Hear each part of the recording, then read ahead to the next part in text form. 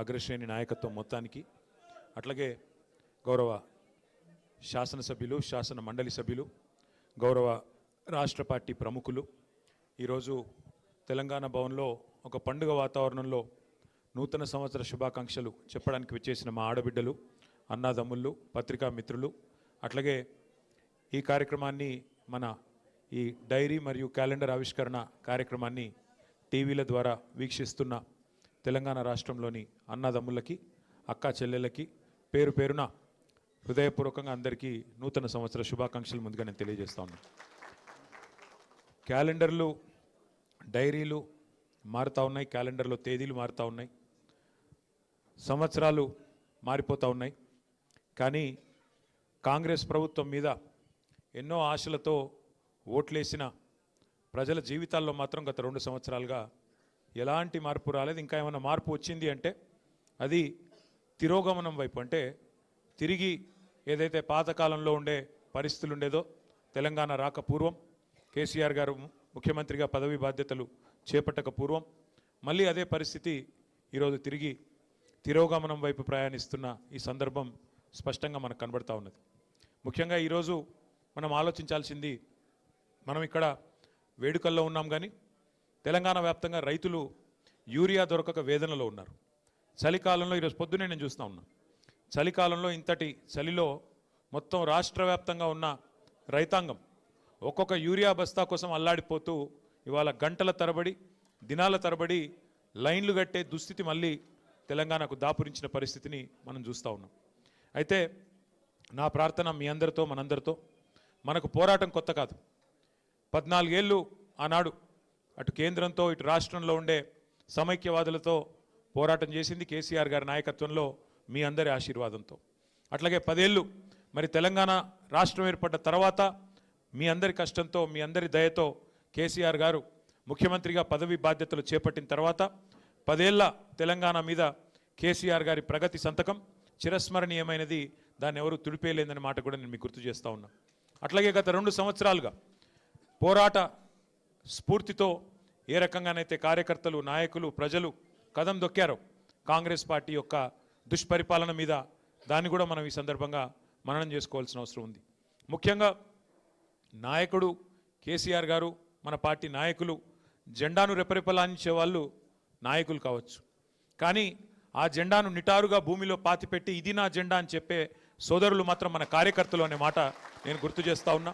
వారి పోరాట స్ఫూర్తికి, అది పంచాయతీ ఎన్నికల్లో కావచ్చు, లేదా గత 2 సంవత్సరాలుగా చేసిన వివిధ పోరాటాల్లో, లగచర్లలో గిరిజనుల మీద జరిగిన దాష్టికానికి వ్యతిరేకంగా, అట్లాగే తెలంగాణ వ్యాప్తంగా రుణమాఫీ పేరుతో జరిగిన దగ, రైతు బంధు ఎగ్గొట్టి 2 సార్లు చేసిన మోసం, 6 గ్యారంటీలు, 420 హామీలు, వాటి మీద ప్రజల తిరుగుబాటుకు నాయకత్వం వహించిన మా కార్యకర్తలకి, మూసీలో జరుగుతున్న దాష్టికానికి వ్యతిరేకంగా గలమెత్తిన సోదరులకి, హైదరాబాద్ సెంట్రల్ యూనివర్సిటీలో భూములు గుంజుకుంటుంటే తెగువను ప్రదర్శించిన మా విద్యార్థి సోదరులకు, సోదరీమణులకి, అట్లాగే ఈరోజు రాష్ట్రంలో జరుగుతున్న ప్రతి అన్యాయంపై ఎలుగెత్తి పోరాడుతున్న మా తెలంగాణ తమ్ముళ్ళు, ఆడబిడ్డలు, పేరు పేరున బారాస సైనికులు, భారత రాష్ట్ర సమితి సైనికులందరికీ హృదయపూర్వకంగా నేను వారికి శిరస్సు వంచి వినమ్రంగా నమస్కారాలు, వారికి అభినందనలు కూడా తెలియజేస్తా ఉన్నా.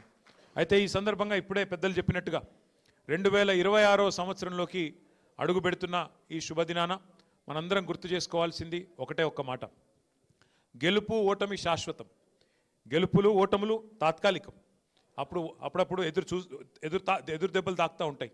కానీ ఒకటి మాత్రం పక్కా, ప్రజల గుండెల్లో, తెలంగాణ ప్రజల గుండెల్లో కేసీఆర్ గారిది గులాబీ జెండా స్థానం మాత్రం శాశ్వతం అనే మాట నేను మీకు గుర్తు చేస్తూ ఉన్నా. గెలుపోటములతో నిమిత్తం లేకుండా, గెలుపుతో ఓటమితో సంబంధం లేకుండా మన ప్రయాణం ఇట్లే కొనసాగాలి. కేసీఆర్ గారు ఎప్పుడు మనకు చెప్తూ ఉంటారు, ఇతర పార్టీలకి తెలంగాణ రాజకీయం అంటే ఒక గేమ్, కానీ మనకు తెలంగాణ సాధించిన పార్టీకి రాజకీయం అంటే ప్రజల సంక్షేమము, రాజకీయం అంటే ఒక టాస్క్, ఒక ధర్మంగా, ఒక విద్యుక్త ధర్మంగా మనం భావించి ముందుకు పోతా ఉన్నాం. కాబట్టి ఈ ప్రయాణంలో అలుపెరుగని బాటసారులా ముందుకు నడుస్తున్న మా కార్యకర్తలందరికీ పేరు పేరున శుభాకాంక్షలు తెలియజేసుకుంటూ, ఈ సంవత్సరం, ఈ 2026 సంవత్సరం ఒకవైపు పోరాటాలని కొనసాగిస్తూనే మరొక వైపు పటిష్టమైన సంస్థాగత నిర్మాణం కూడా చేసుకోవాల్సిన అవసరం ఉంది. కాబట్టి పోరాటము, నిర్మాణం రెండింటినీ ఆలంబనగా చేసుకొని ముందుకు సాగుదాం. ఈ ప్రయాణంలో నాకైతే సంపూర్ణమైన విశ్వాసం ఉంది. మనం విజయం సాధిస్తాం. ఎందుకంటే ధర్మం మన వైపు ఉంది, న్యాయం మన వైపు ఉంది, నిజాయితీ మన వైపు ఉంది. ఇవాళ రెండు పార్టీలు ఒకటై మన మీద కత్తులు దూస్తున్న సందర్భాన్ని మీరు చూస్తూ ఉన్నారు. కేంద్రము రాష్ట్రము, ఆ రాష్ట్రంలో కేంద్రంలో ఉండే రెండు పార్టీలు ఇవాళ ఒకటై ఒక జట్టై మనను తుదముట్టించే ప్రయత్నం చేస్తున్న విషయం కూడా మీ అందరికీ అర్థమవుతానే ఉంది. అయినప్పటికీ ఎవరు ఎన్ని ఎత్తుగడలు చేసినా, ఎన్ని కుట్రలు కుతంత్రాలు చేసినా ప్రజల ఆశీర్వాదం, దైవ ఆశీర్వాదం మనకు ఉన్నంత కాలం ఎవరు ఏం చేయలేరు. కాబట్టి తప్పకుండా నాకైతే సంపూర్ణమైన విశ్వాసం, సంపూర్ణమైన నమ్మకం ఉంది. 2028వ సంవత్సరంలో తిరిగి మన నాయకుడు కేసీఆర్ గారిని ముఖ్యమంత్రిగా చూడడమే మనందరి లక్ష్యంగా, మనందరి ధ్యేయంగా కలిసికట్టుగా ముందుకు సాగుదాం. తగిలే చిన్న చిన్న ఎదురు దెబ్బలను పెద్దగా దృష్టిలోకి తీసుకోకుండా జాగ్రత్తగా ముందుకు పోదామని చెప్పి తెలియజేస్తూ, ముందుగా పార్టీ సీనియర్లు చాలామంది ఉన్నారు, వారిని కలిసిన తర్వాత మిగతా వారిని కూడా కలుద్దాం. దయచేసి ఎక్కడ కూర్చున్న వాళ్ళు అక్కడే కూర్చోండి. దయచేసి ముందుగా సీనియర్లను, గౌరవ శాసనసభ్యులు, శాసన మండలి సభ్యులు, మాజీ మంత్రివర్యులు, రాష్ట్ర పార్టీ ప్రముఖులు వేదిక పైన ఉన్న వాళ్ళు ఉన్నారు. వారిని పలకరించిన తర్వాత, వారి శుభాకాంక్షలు చెప్పిన తర్వాత మిగతా మిత్రులు దయచేసి మీరు కూడా రావచ్చు. కాబట్టి ఎక్కడున్న వాళ్ళు అక్కడే ఉండి దయచేసి గందరగోళానికి తావివ్వకుండా ముందుకు సాగుదామని చెప్పి ప్రార్థిస్తూ ఇక్కడ చేసుకో, ఇక్కడే ఉంటే బెటర్. Thank you. జై తెలంగాణ.